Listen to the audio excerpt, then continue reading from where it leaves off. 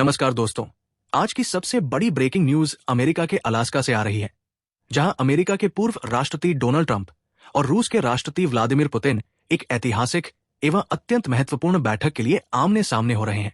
Donald Trump ने अपने truth social post पर इस बैठक को हाई स्टेक्स का नाम दिया है और यह भी स्पष्ट कर दिया है कि यह वार्ता यूक्रेन के लिए प्रत्यक्ष रूप से समझौता करने के लिए नहीं है, बल्कि पुतिन को वार्ता की मेज पर लाने के लिए है।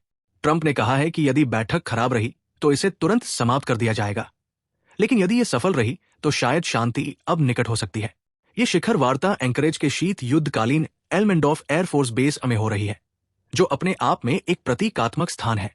पुतिन के लिए यह पहला अवसर है जब वो फरवरी 2022 के यूक्रेन आक्रमण के बाद किसी पश्चिमी भूमि पर आए हैं। ट्रंप के साथ एक उच्च स्तरीय दल भी मौजूद है।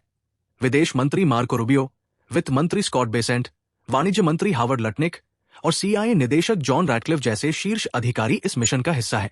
रूस की ओर से इस बैठक को लेकर सावधानीपूर्ण आशावाद देखा जा रहा है। व्लादिमीर पुतिन पहले ही एक नए हथियार नियंत्रण संधि की शुरुआत करने की बात कर चुके हैं, लेकिन उनके विदेश मंत्री ने साफ कहा है कि अभी किसी प्रकार की भविष्यवाणी का समय नहीं है। यूक्रेन के राष्ट्रपति वोलोदिमीर ज़ेलेंस्की इस बैठक से उम्मीद लगाए बैठे हैं कि ट्रंप किसी तरह रूस को युद्ध समाप्त करने के लिए राजी कर लेंगे। यूरोप में भी हलचल है। ब्रिटेन के रक्षा मंत्री ने कहा है कि यदि रूस युद्ध विराम के लिए सहमत होता है तो ब्रिटेन जमीन पर अपने सैनिक भेजने को तैयार है। अमेरिका के भीतर राजनीतिक माहौल भी बदल रहा है। एक ताजा जनमत सर्वेक्षण के अनुसार रिपब्लिकन समर्थकों के बीच यूक्रेन को सैन्य सहायता देने का समर्थन 62% तक पहुंच गया है, जबकि आर्थिक सहायता के लिए समर्थन 61% है, जो पिछले कुछ महीनों में काफी बढ़ोतरी दर्शाता है। इस बीच भारत का अपना सामरिक हित भी इस परिदृश्य में शामिल है। कुछ विशेषज्ञों का कहना है कि भारत को अपनी रणनीतिक स्वायत्तता बनाए रखनी होगी ताकि अमेरिका चीन के खिलाफ अपने व्यापारिक संघर्ष में भारत का उपयोग न कर सके।